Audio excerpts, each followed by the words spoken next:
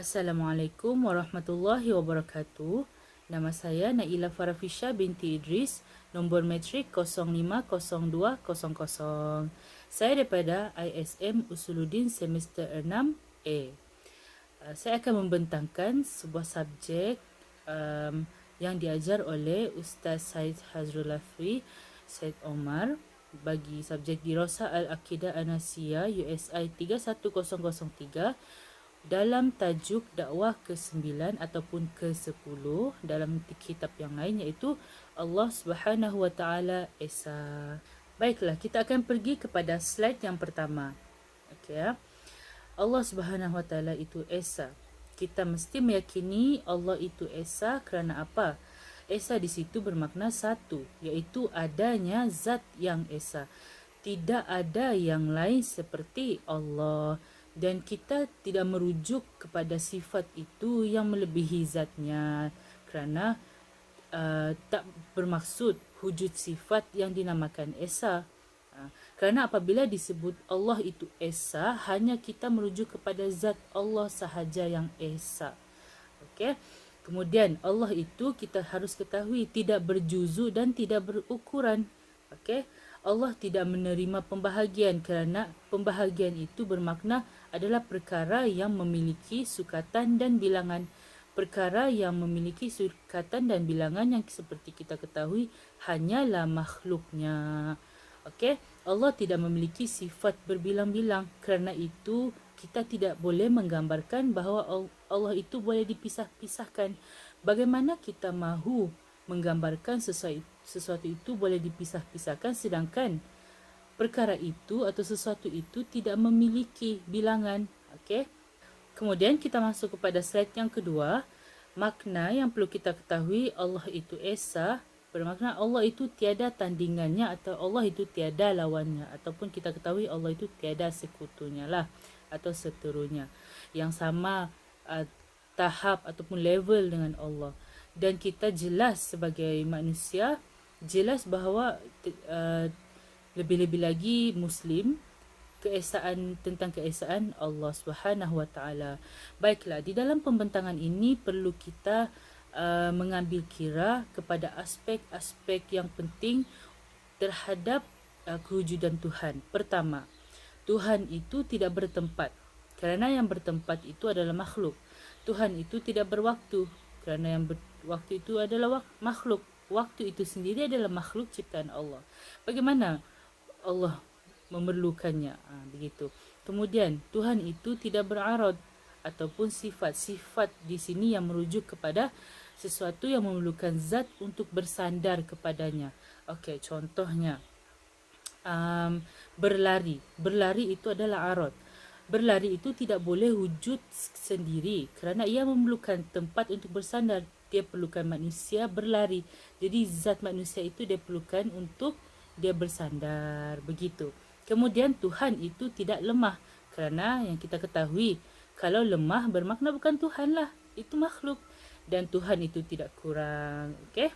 Kemudian kita akan mengulas isu Allah Subhanahu Wa Taala ini Esa melalui metod yang diajarkan ataupun dianjurkan oleh Imam Al-Ghazali rahimahullah. Okey. Baiklah, pertama ada 3 perkara yang kita perlu highlightkan di sini berkenaan metod-metod Imam Ghazali. Metod-metod ini muncul melalui pemikiran Imam Ghazali yang sangat teliti dalam membahaskan isu Allah Subhanahu Wa Taala ini Esa. Kerana bagi beliau mungkin bakal timbul persoalan-persoalan. Jadi kita menjawab persoalan tersebut sebelum ia timbul. Begitu. Pertama, mustahil Allah ada tandingan dalam kedudukannya sebagai Tuhan. Kedua, mustahil sekutu itu lebih tinggi dari martabatnya dari Allah Subhanahu Wa Taala. Yang ketiga, mustahil Allah itu lebih rendah dari sekutunya. Baiklah, kita akan masuk kepada yang pertama. Mustahil Allah ada tandingan dalam kedudukannya sebagai Tuhan. Okey, untuk memahami ini, saya bawakan satu contoh. Contoh yang telah diberikan oleh Ustaz lah di dalam video beliau. 2 hitam, okey, yang sama berada pada waktu dan tempat yang sama. Baiklah. bermakna bila dia berada pada waktu dan tempat yang sama, itu adalah perkara yang satu. Okey, kalau begitu kita boleh sebutlah oh, telah bangkit dari tidur dua insan itu, sedangkan insan tu Zaid seorang sahaja. Okey, Zaid kenapa kita boleh macam gitu? Ialah tadi kata dua hitam boleh berada pada satu waktu dan tempat yang sama. Jadi ada dua insan lah dalam Zaid tu sebenarnya. Begitu. Salah kan? Akal tidak boleh terima kan? Sedangkan Zaid tu seorang. Takkanlah ada dua makhluk dalam Zaid tu yang serupa dengan Zaid dan sama waktunya. Yang sedang tidur tu ada dua, yang sedang baru bangun tu ada dua, yang sama hakikat dan definisinya itu dua. Akal tidak boleh terima kan? Jadi tiada perbezaan, maka bermakna akal tidak boleh terima dua perkara yang sama definisi dan hakikatnya. Okey, kalau ada dua hitam di sini, kamu boleh percaya? Tidak kan? Sebab kita tidak nampak perbezaan. Mana perbezaan dia? Sebab kita boleh terima perbezaan itu. Contohnya bila dia berada pada dua tempat. Contohnya satu di tudung saya, satu lagi di depan sana. Waktu yang sama tapi boleh berada berlainan tempat. Itu kita nampak sebab berbeza tempat. Ataupun pada tempat yang sama berbeza waktu. Contohnya semalam hitam satu di sini, esoknya hitam yang kedua di sini juga, tapi berbeza waktu. Okey, bolehlah kita terima. Begitu. Jadi apa kaitannya dengan mustahil Allah ada tandingan dalam kedudukannya sebagai Tuhan? Bermakna situ mustahil Allah itu ada tandingan yang sama hakikat dengannya. Begitu. Mustahil ada dua Tuhan yang sama kewujudan, hakikat dan definisi, kehebatannya, kesempurnaannya pada yang sama dengan Allah. Begitu. Kerana bila kita baca mustahil wujud sesuatu yang serupa dari semua sudut, waktu, tempat. Sebagaimana yang kita ketahui Allah itu bebas dari waktu dan tempat kan. Mustahil kerana membawa makna bahawa bila dia serupa, maknanya dia satu. Sebab dia tidak perbezaan. Bermakna yang tidak perbezaan dua tu itu satu. Dan jika satu, maka tiada sekutulah di situ. Okey? Boleh faham kan? Okey? Senang sahaja. Okey? Dua perkara yang serupa tanpa ada perbezaan langsung, akal tidak boleh terima. Okey? Bermakna di situ dua perkara yang bersama tu adalah satu tu maknanya tiadalah tandingan tu yang diwujudkan oleh orang tu. Katanya Allah ada tandingan yang serupa dengannya. Tiadalah sebenarnya. Okey, bermakna itu satu. Kemudian kita akan masuk pada yang kedua. Mustahil sekutu itu lebih tinggi daripada martabatnya daripada Allah. Okey, kita bayangkan ada dua sekutu. Satu sekutu, satu Tuhan. Sekutu ni lebih tinggi. Maka yang lebih tinggi ni, yang dikatakan sekutu ni adalah Tuhan. Sebab hakikat ketuhanan yang kita tahu, kuasa yang terhebat, sempurna dalam semua kewujudan. Dalam semua kewujudan di dunia, di alam, di bima sakti, di segala-galanya ni yang diciptakan oleh Allah, dialah yang sempurna kewujudannya kan.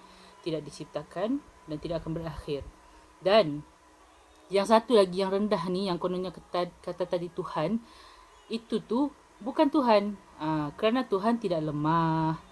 Dan akal kita hanya boleh menerima bahawa Tuhan itu tidak lemah dan paling sempurna kewujudannya. Sekiranya Tuhan itu lemah ataupun ada Tuhan lain yang membantu dia, bermakna dia bukan Tuhan.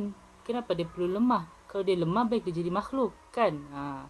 Jadi disitulah menunjukkan bahawa sekutu tu tiadalah, kerana Allah lah yang tadi tu. Macam tu. Seterusnya yang ketiga, mustahil Allah itu lebih rendah dari sekutunya. Okey? Yang kita tahu tadi, lemah. Yang lemah tu bermakna dia kurang. Yang kurang tu tidak boleh menjadi Tuhan. Kita ulang benda ni ulang-ulang sahaja. Okey? Metod ni boleh diguna pakai, boleh saling bergantungan. Dan kerana apa? Tuhan itu kewujudan yang paling hebat, yang paling sempurna. Maka yang hebat dan sempurna hanya Allah. Kerana itu kita tidak boleh menggambarkan dua kewujudan yang sama sifat kesempurnaannya. Kerana bila dipisahkan, bermakna dia berbilang dan berbilang itu bukan sifat Allah, kerana Allah tidak memiliki ataupun Tuhan tidak memiliki sifat-sifat berbilang. Bila berbilang maknanya dia bertempat, kan? Dia memiliki tempat. Bila dia memiliki tempat, bermakna dia makhluk lah, kerana tempat itu sendiri diciptakan oleh Allah. Kemudian kita sampai kepada perkara yang terakhir. Mungkin akan wujud persoalan-persoalan ini, terutama sekali Ustaz katakan ahli-ahli golongan falsafah lah, yang ataupun golongan-golongan yang tidak percaya kepada Tuhan yang satu. Mereka akan bertanya, tidak semestinya kita tidak boleh kata wujudnya dua Tuhan, kan? Ataupun mereka bertanya lagi, Tuhan satu yang cipta langit, satu lagi Tuhan cipta bumi lah, boleh bahkan macam tu. Ataupun Tuhan yang satu dia mencipta kebaikan, Tuhan yang baiklah. Tuhan yang kedua cipta jahat, boleh kan? Ataupun Tuhan yang satu cipta arat sahaja, Tuhan yang kedua cipta jisim, boleh kan? Macam tu.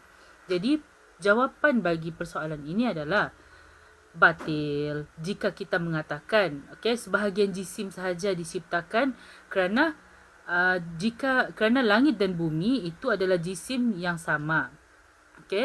Jisim ataupun asal yang sama. Jadi kalau Tuhan itu boleh cipta langit, maknanya Tuhan yang mencipta langit sahaja itu bolehlah juga cipta bumi, kan? Dan Tuhan yang boleh cipta bumi sahaja itu bolehlah juga cipta langit. Kalau ada dua Tuhan lah, kononnya satu cipta bumi, satu cipta langit, kan? Maknanya mereka boleh je buat salah satu tapi tidak mahu macam tu. Bermakna kudrat kedua-duanya tu sama. Sebab kalau satu boleh cipta langit dan dia sebenarnya mampu cipta bumi, dan satu ni boleh cipta bumi dan mampu cipta langit, sebenarnya maknanya diorang tu setaraf. Dan bila setaraf, maknanya kewujudan hakikat mereka dan definisi ketuhanan mereka itu adalah sama dan tiada perbezaannya. Balik kepada square one tadi. Dan bila tiada perbezaan, bermakna satu. Bila bermakna satu, hakikatnya Tuhan itu esa, tiada sekutu. Dia sahajalah. Selama ini yang dibincangkan Allah sahajalah. Bermakna di situ Tuhan itu esa, tiada sekutu, yakni Allah Subhanahu Wa Taala tidak memiliki tandingan ataupun lawannya. Wallahu a'lam bisawab. Sekiranya ada kesilapan dalam bicara, mohon diperbetulkan oleh Ustaz. Syukran. Assalamualaikum.